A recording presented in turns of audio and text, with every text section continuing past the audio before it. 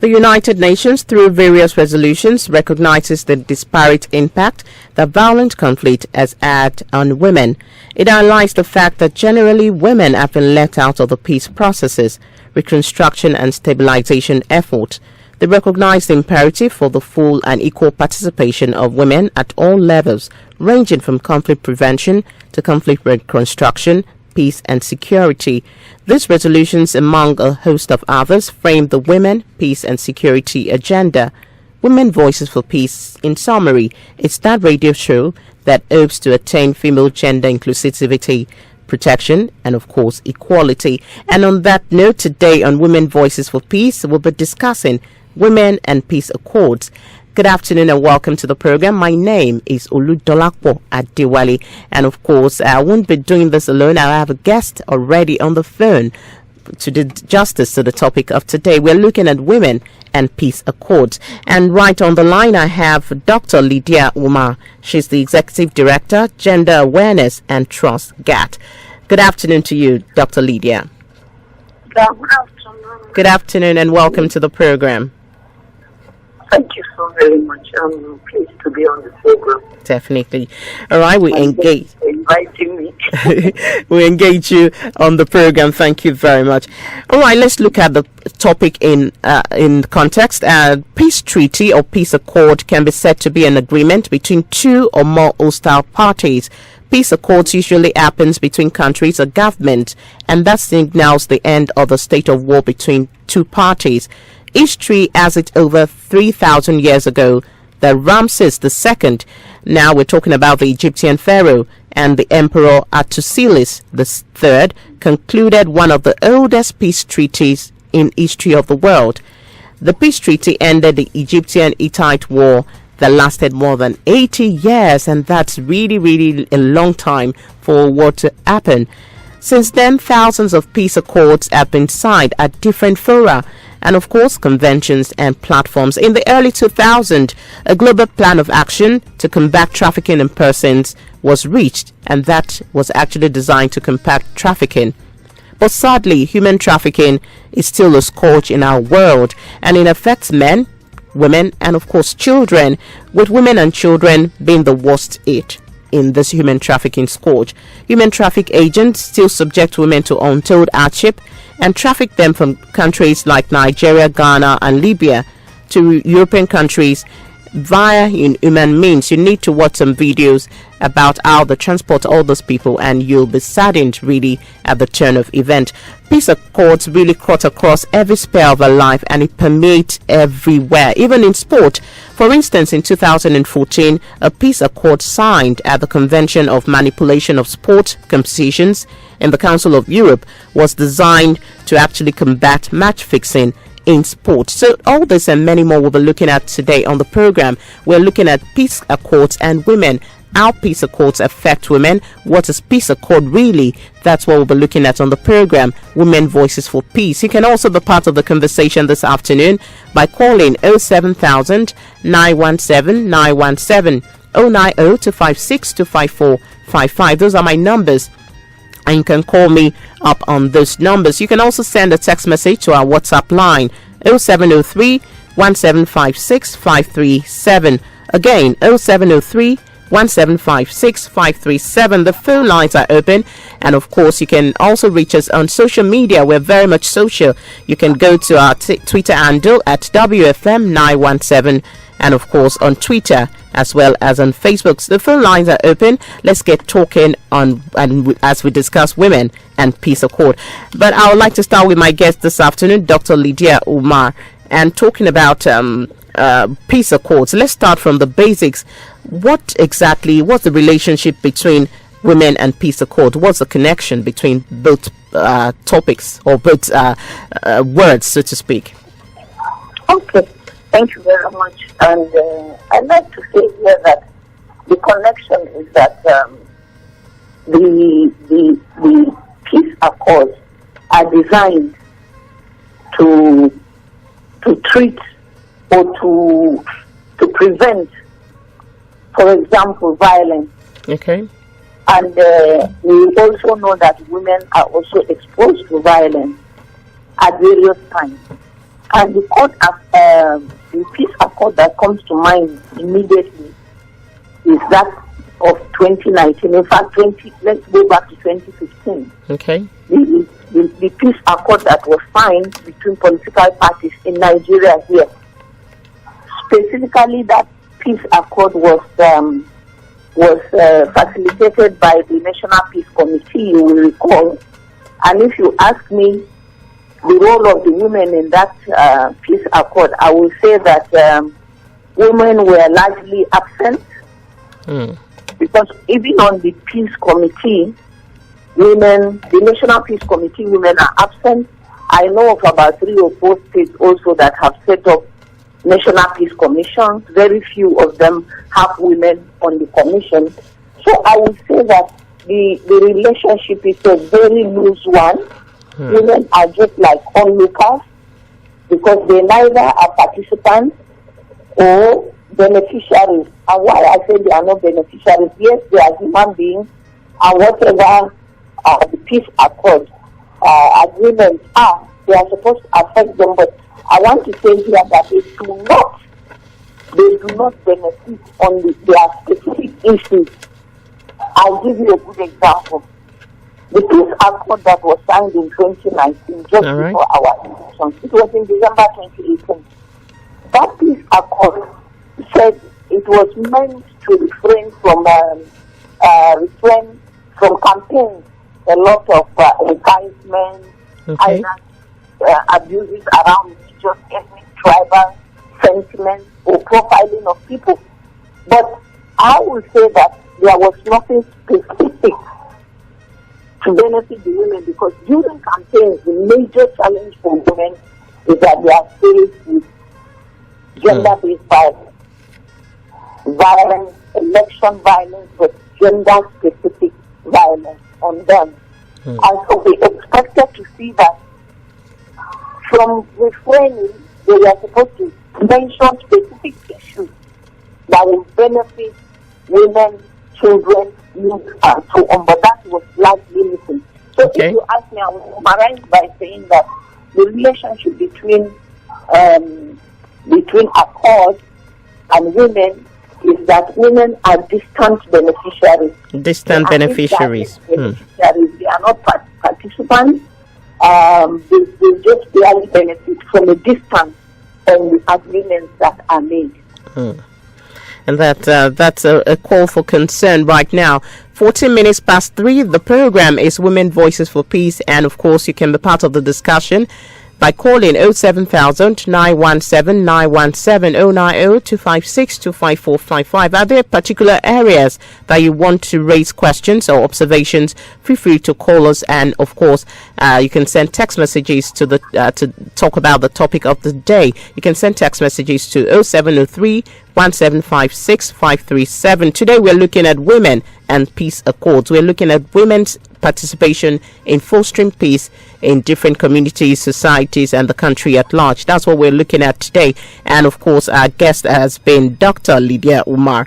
Now, there's a particular saying that goes like this, that if you want to build peace, you can't keep women out.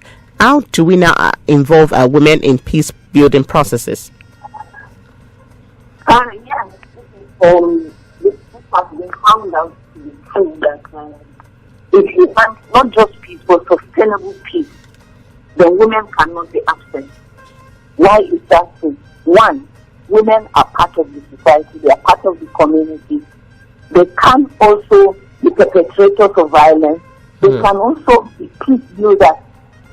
And so if you get them out, it means that you are leaving about 50% of the population from contributing in what can build peace. And that's huge. Yes. And that research also has established the fact that there are specific contributions that are unique that women bring to the table.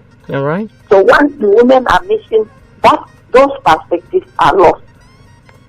And it has happened a lot of times in Nigeria. But you will remember that the United Nations globally recognized, the global community actually recognized only in the year 2000 that it took a concrete resolution old Resolution 1325, and now, as we speak, it has 8 other resolutions that are related to this. All of those resolutions are pointing to government that the role of women in peace building is so critical that it cannot be neglected. More so that women are affected by the same conflicts that they are talking about.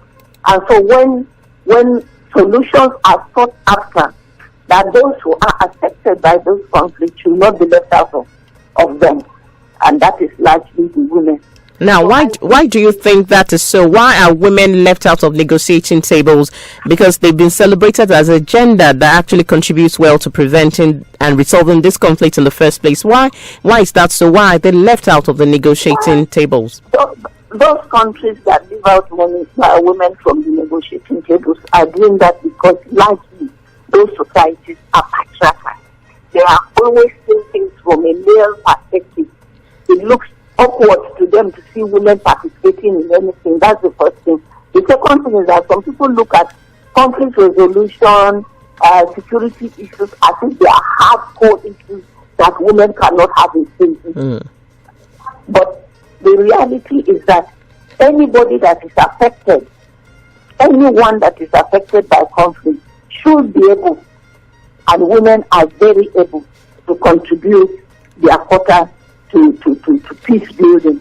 And in fact, it has reached a level that the world is now using the participation of women to assess countries.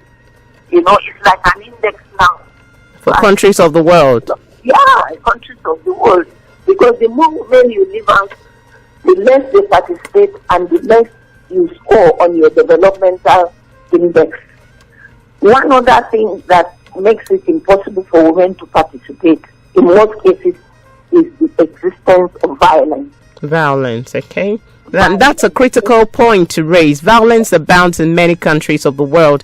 Do you think that women are really, women have really come out of that particular scourge of violence to be able to say, wow, we even want to foster peace in this area that has violence? Well, women suffer violence in the general terms that every other person suffers violence.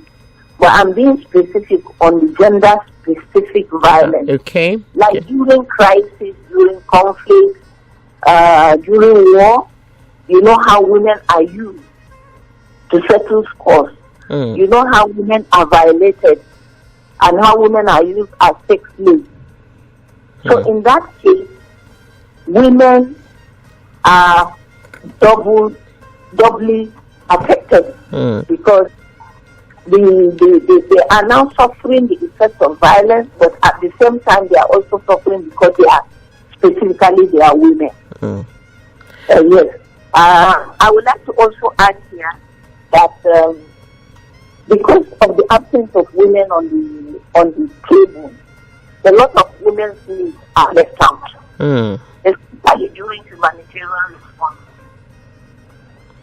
Because women are not able to give their own perspective, their needs are usually overlooked. They are not highlighted. Gender issues are not highlighted. They are not attended to as they. Very simply, you can cite the examples of what happens in Borno State. Women affected by Boko Haram, they come to distribute relief materials, and what you find is that a lot of basic needs of women for survival are left out.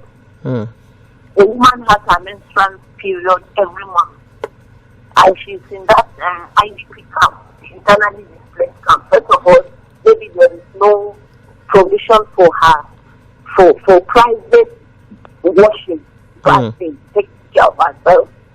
And some of them don't even have toilets. And then you go to some IDP. Even I've been to IDPs in Kaduna after the elections. This last 2019 general elections, we had some IDP in Kaduna local government areas, and our organization visited 2 of them. And you find that nobody comes to the IDP camps to even give them sanitary pads.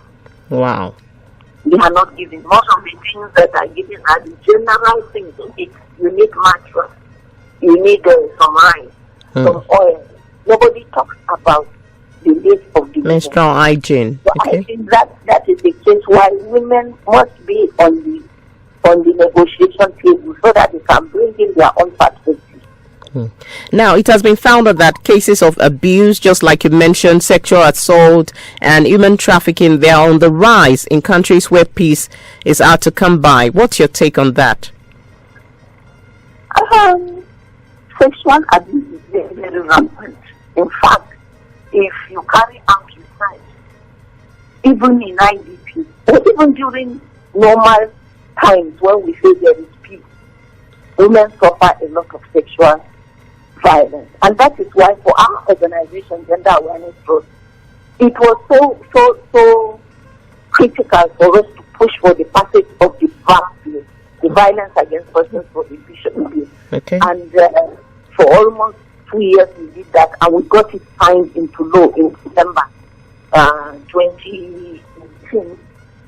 The governor has sent it onto it, and it has been gazetted. Because we need to have, we need to deal with impunity. People do these things and they get away with them, and that's why they continue to do them.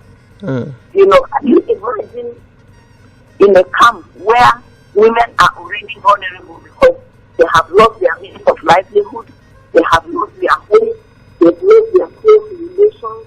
Some of them are in the camp, they have no husband, they have no, and then those who are supposed to meet their needs begin to demand that they get into a relationship, an unholy relationship with them before they are able to enjoy those provisions. I think it is inhuman, and that is what women suffer on a daily basis. Even where there is no conflict, there is no crisis, women suffer. Women want to look for jobs, and they are sexually abused. But wherever women go to, unless the women are very empowered to be able to resist.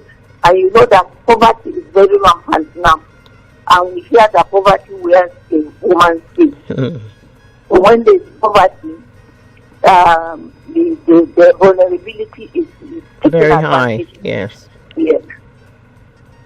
All right, it's still WFM 91.7, and the program is Women Voices for Peace. And I've been talking with the Executive Director of Gender Awareness Trust, talking about Dr. Lydia Umar, and she's been speaking on Women and Peace Accords, how women can come on board to foster peace in the societies. You can as well be part of the conversation by calling 07000 917 917 090 256 254 55. We are taking your thought on the topic of today, women and peace accords. We know that women have been subject of different clashes in time past, different abuses in time past, and we want to know how women can foster peace, how women can be agents of peace in their areas. You can call us and share your thoughts about the topic of the day. Call us on 07000 917 917 090 256 25455.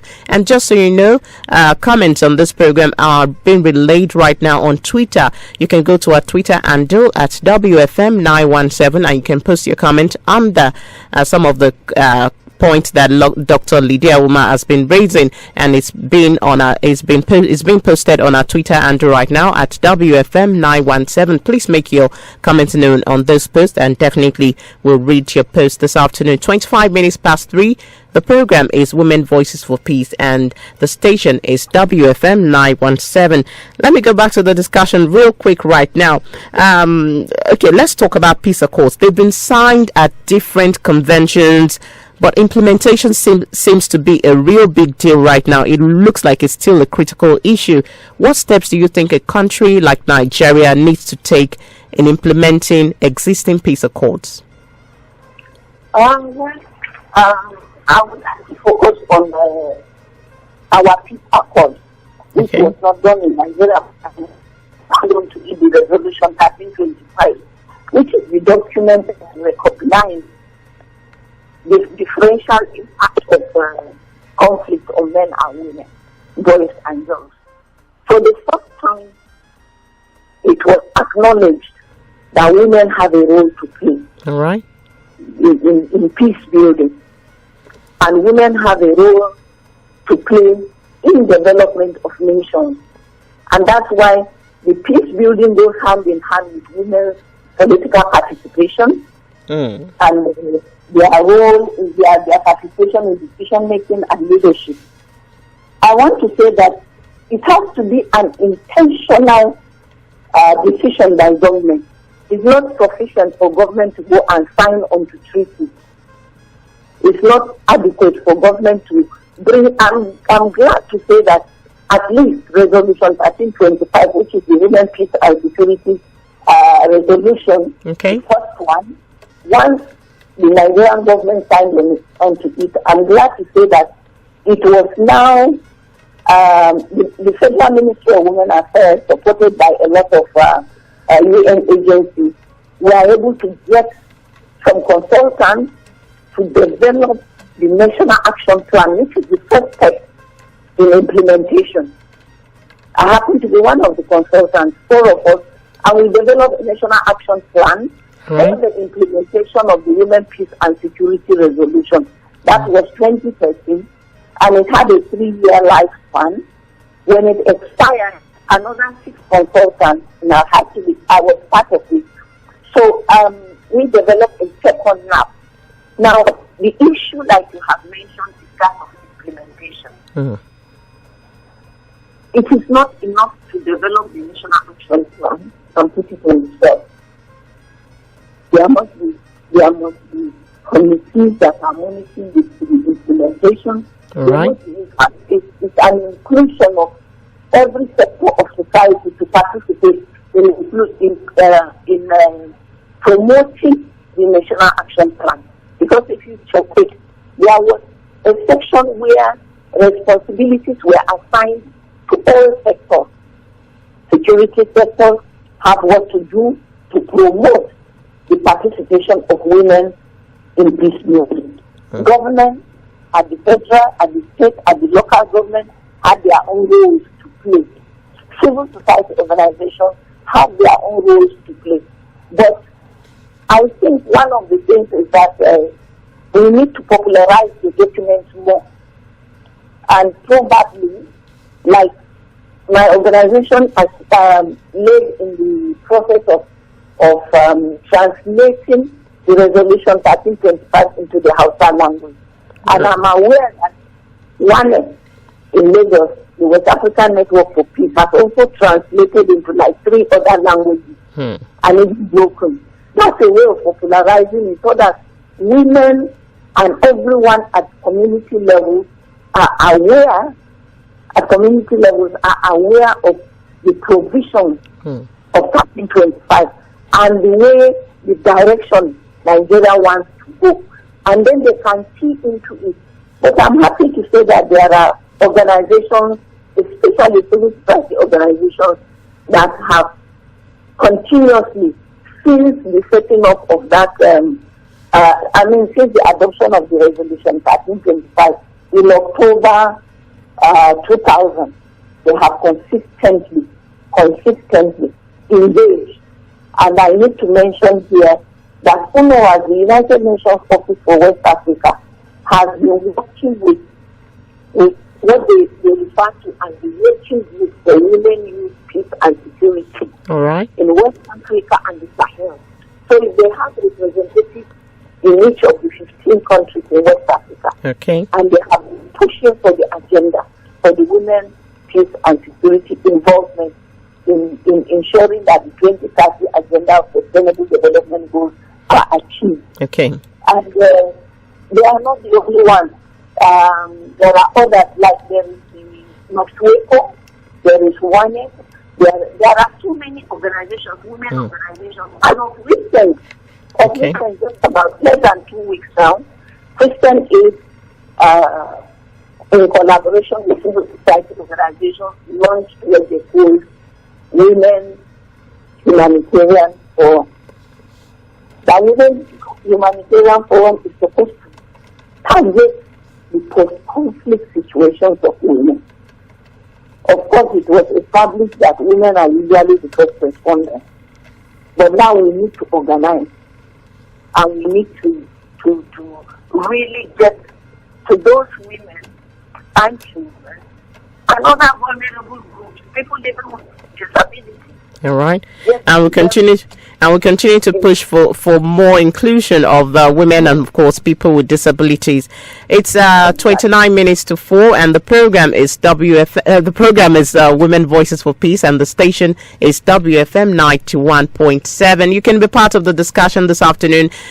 You can call 07000 917 917 090 256 254 55. Let's do this together this afternoon. Share your thoughts on the topic of the day. We are looking at women and peace accords, how women can be brought more to the negotiating table, and of course implementing of the peace accords that are already in existence. We are looking at the women of 1325, just like our guests talked about earlier, making sure that these treaties are signed and of course they are implemented in different states of the Federation. And we're talking about peace in Nigeria.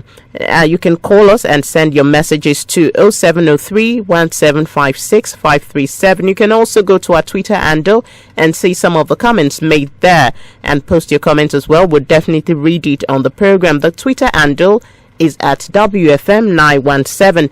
The program once again is Women Voices for Peace. Check your time, 27 minutes to 4.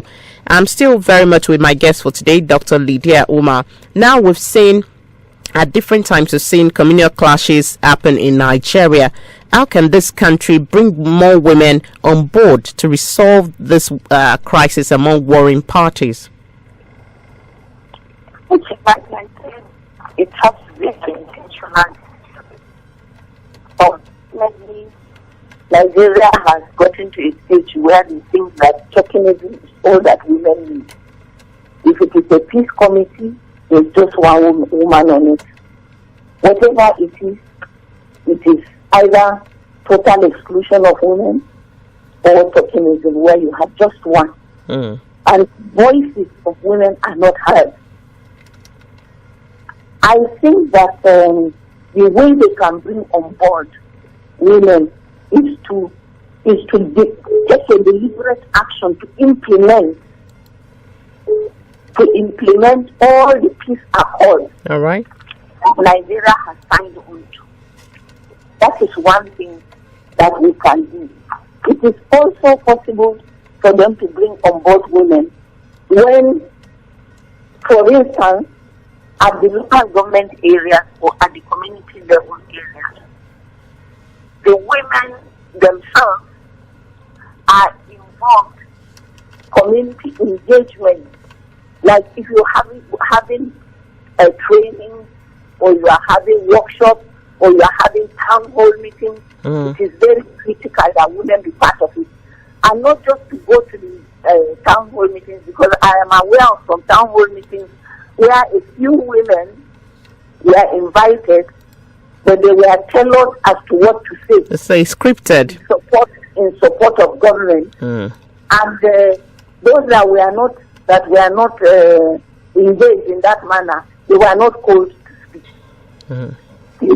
So I think that if we are sincere on bringing women on board, we can do that. Government in particular can do that. I know that the United Nations agencies are making very serious efforts.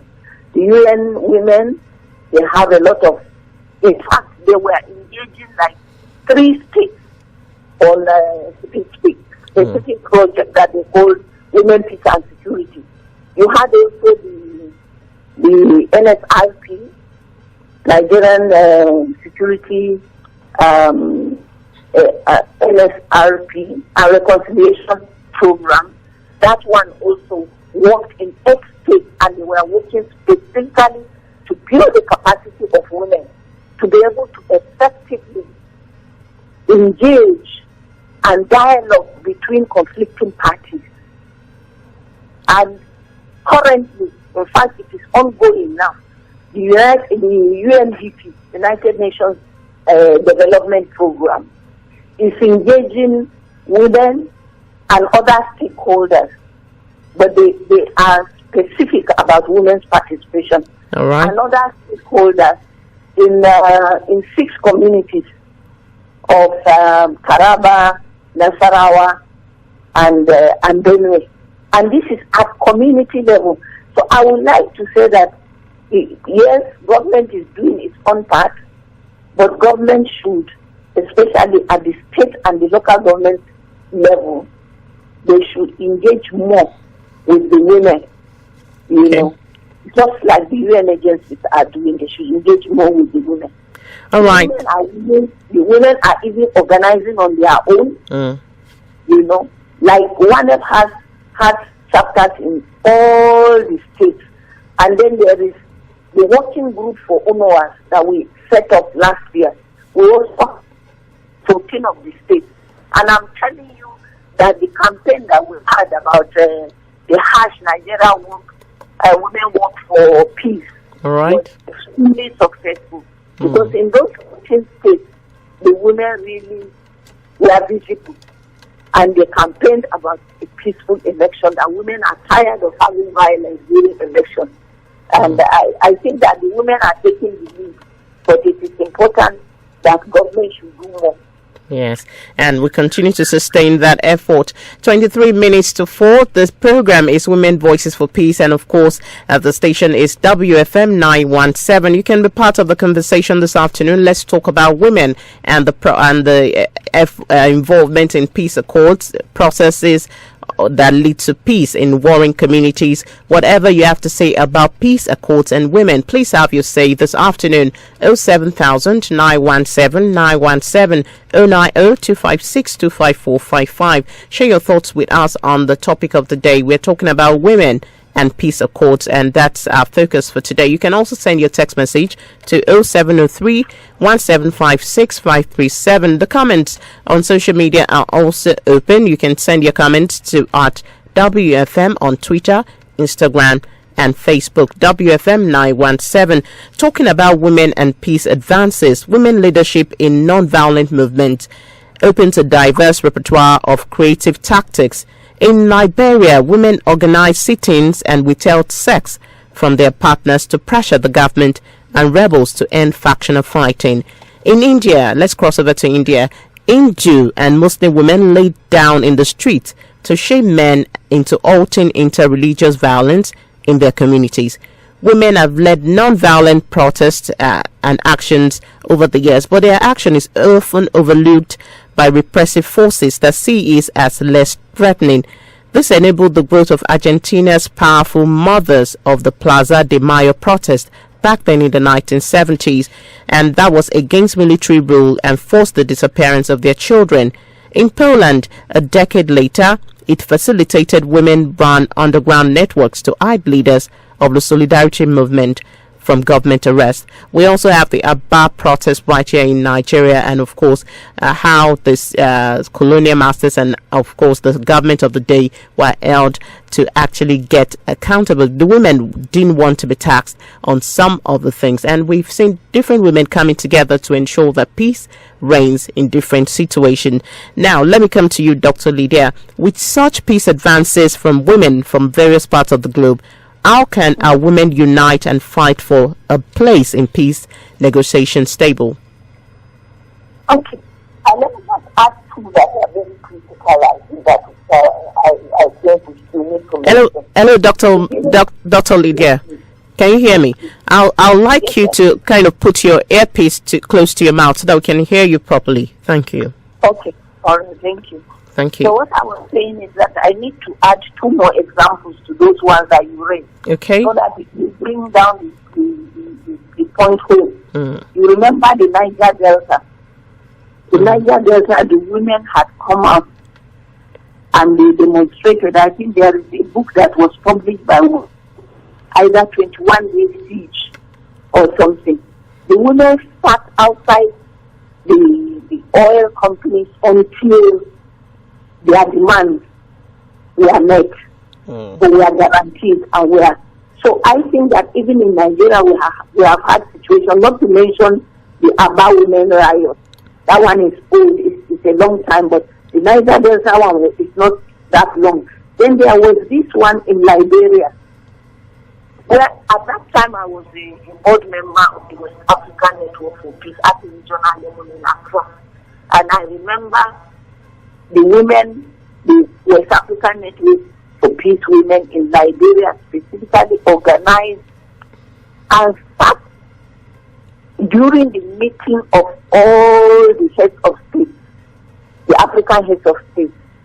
And they were not going to live there until they have been assured of a ceasefire of the war in Liberia. And I think they succeeded. So women have been organizing, and I don't know why government will not appreciate those efforts and recognize the important contributions that women can bring to the table. But I want to say that we are talking about women's participation. Let me mention that at the highest level, some few things are being done. I recall that there was a time that there was a West African women leadership training for only one, I think it was Nigeria that had 2 women, one from ECOWAS and myself. But all other West African countries had 1 woman. The idea was each time there was the need to negotiate between 2 countries. It was an all-male affair. If you found women there, they were either having tea or coffee or taking down notes or something. So it was agreed that they should train women.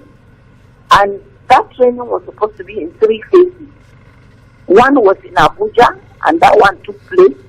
The other one was in Dakar. It took place in Sali. The third one never took place. So we were not certified as the outcome. Yes, as the outcome. We are not certified because the final leg had not taken place. We are still advocating that it should happen. So what am I trying to say? I'm trying to say that the recognition is coming gradually. People are realizing, especially at the highest level. The UN has since realized that our government, especially in Africa, some of them are still reluctant to see the participation of women in peace building, not to take stock of political participation. And I think that one of the ways that we can do that is to keep raising the voices of women, like this radio program is doing now. Let the women talk about, if I tell you the contributions I have made to the issue of peace and security, even in Nigeria, in my own little corner, not to talk of the women that are organized in fact, sometimes it's like they are not organized, but they are still doing things. All right. Once conflict happens, you see women are doing things. Till tomorrow, women are still visiting IDP and they are supporting women with psychosocial therapy. They are talking to women. They are organizing them. Okay. I know of one that is doing that in Maiduguri. Right. It was like 10 women that have been able to leave the Boko Haram enclave, and they try to get them to speak, because when they come out, they have gone through a lot of trauma. So it's difficult for them to even trust anybody or be able to discuss with anybody. So that is her area of focus. All right, interesting discussion. Interesting discussion so far, and of course Dr. Lydia has been opening our eyes to a whole lot of campaigns and efforts even done in Nigeria to foster peace in different places. She talked about the IDP camps the other time. In case you just joined us, the program is Women Voices for Peace, and this is WFM 91.7. Time check is 14 minutes to 4.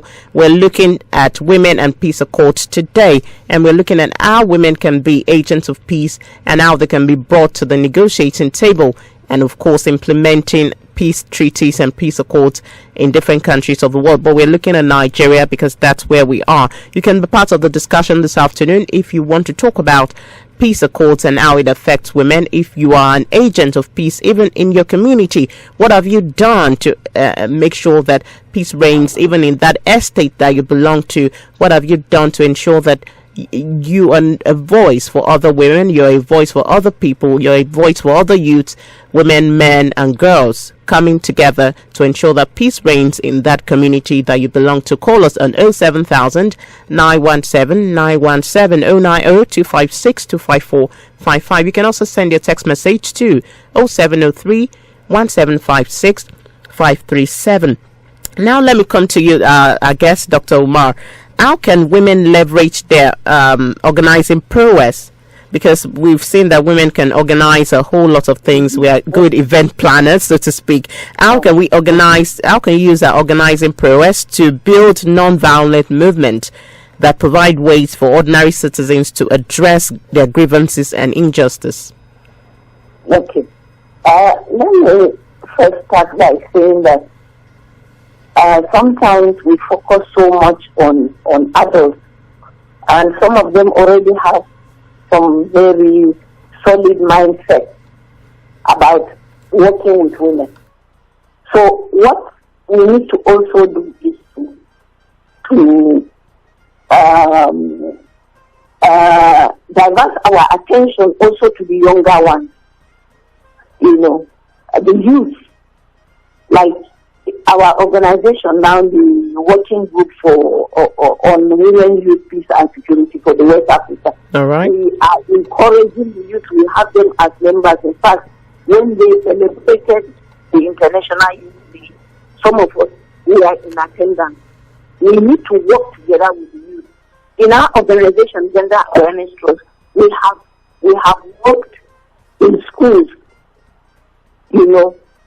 and have developed also what we call peace clubs. We were supported to create and work with young children between 8 and 14 in peace clubs. And peace is something that can, just like some people learn how to be really, really violent, you can also teach peace. And the entire community can have what we call, can survive on what we call a culture of peace. So you're catching them young? Yes, where people know that there is no problem that cannot be resolved without violence. That you don't need to use violence to resolve any conflict. Any and every conflict can be resolved. In fact, if you check on the internet, you find about 96 various non-violent approaches to resolving conflicts. 96 various types. You have mentioned some. Some of them are what some other people are doing through the social media. In the past, we used to do, up till now, we do letter writing. You sign, you get people to sign on to it, and so on. But I want to remind you that the responsibility of everyone living in peace and enjoying security in Nigeria lies squarely on the government of Nigeria, because that is their first responsibility. And so if women are organizing, they are organizing so that they can contribute. And one of the other ways that we have been doing it a lot is training women in early warning, early response, and doing a lot of capacity building, because women, some people will say naturally, I don't want to say naturally, I want to say that women have a tendency to key into non-violent approaches to resolving conflict. All they need is their capacities to be built. And we are organizing with a lot of forums being set up, like humanitarian forum that I talked about recently, not long ago, and so on. And I want to also say here that even in terms of the issues of terrorism and violent extremism, I'm telling you that women are being recognized globally, because in July this year I was in Kenya, Nairobi, to make a statement at the UN meeting on terrorism. These are things. Imagine these children that were taken away, the Chibok girls and the other girls that were taken away, and you say women cannot be part of the discussion. They need to be. Imagination. Yeah, this is my imagination, because I imagine what the mothers of those girls. And why is it that boys we are not taking away only girls? You know, that's why we need girls and women to be at the discussion table. All right, Dr. Lydia, research shows that when civil society groups, including women organizations like the one you belong to, are included in peace processes, the accords are 64% less likely to fail. With such proven facts, why then do we have less women in peace negotiation tables? Why? It baffles me. I told you that Nigeria is such a patriarchal society that it's very difficult even getting people to believe that women have a right. That women have a right to participate in everything that is happening around them. People just find it difficult because they grew up in their local villages to believe that women are only supposed to be heard and not to be seen. Women are supposed to be in the private domain and not in the public domain, participating in what is happening. But look at the contribution. We can list names of women that have contributed immensely, even in the area of peace building. Peace awards have been given to women. I have received some peace awards from West Africa for the little work that I'm doing. And I think that those who are rejecting, we can only continue to appeal to them. We can only continue to appeal to them. And our accords, some of our accords will not be successful. All right. They will not be successful. The reason is because there are systemic issues in our society that needs to be. You can imagine if you have an accord that is talking about peace, and it is that peace is supposed to be promoted in an environment that is bedeviled with injustice. How can that happen? That would be a hard nut to crack. Quickly, Dr. Omar, because of our time, I would like you to share with us, you're the Executive Director, Gender Awareness Trust. I would like to quickly share with us some of your efforts in fostering peace in difficult terrains in Nigeria. Earlier, you mentioned going to IDP camps. I would like you to shed more light on what you've been doing. Okay. Yes, the IDP camps that we visited were not really in very difficult terrain. But of recent, just like 2 weeks ago, I was in a local government called Buma, and another one called Logo. That Logo is go about 2.5 hours from Makurdi. And for the first time, my vehicle had to be transported by ferry, and I also had to go on the ferry to cross. Ferry, wow. Yes, to the communities where we were going to work. And we get to those communities and you are so inconvenienced because it is either you are staying in a place that is called a hotel, but really it's not actually a hotel because there's no reception, there's no intercom, there's nobody to call when you need something. All right, kindly hold on, Dr. Omar. Okay, all right, go ahead. I had to give a boy 200 naira to buy firewood and come and boil water for us to bath. So those difficult terrains, unless people are sacrificial and really have passion for promoting peace, how do you find peace when others are suffering? That's a big question. Women, when you see the way women are suffering in the poverty that they are living in, then they are affected by conflict. And there are difficult terrains that sometimes when we go, and sometimes too, let me just make this as a final contribution or point. Sometimes we talk of difficult terrains like in our own environment, but let me tell you that some of the travels that we go on, travel in West Africa, to just go for this work, this peace work, to go and exchange ideas with other West African countries. Sometimes, you can spend 6 days, 4 days for travel, only for 2 days for a 2-day meeting. That's serious.